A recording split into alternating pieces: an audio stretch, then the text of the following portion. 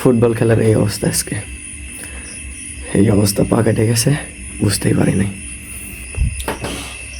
একবারে শেষ, রক্ত দিয়ে পা।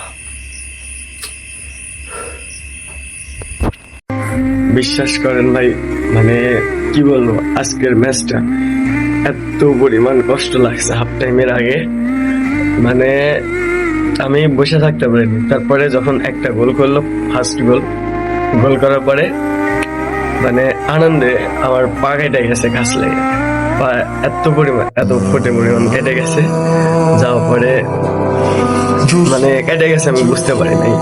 অজরে রক্ত পড়েছে পুরা ম্যাচ, প্রায় 78 মিনিট থেকে শুরু হয়েছে, এই 90 মিনিট, আবার ওইদিকে এক্সট্রা 7 মিনিট 10 মিনিট খেলেছে, পুরাটা টাইম রক্ত পড়েছে, অজরে রক্ত পড়েছে, আমি সেটাও ফলো করি।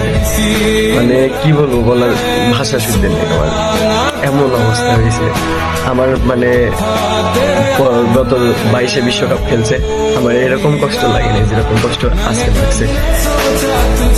মানে আমার পুরা শরীর কাঁপতেছিল, একবার থরথর করে কাঁপতেছিল, এরকম পরিবেশ, এরকম হচ্ছে, মানে কি বলবো, মানে বলার ভাষা নেই।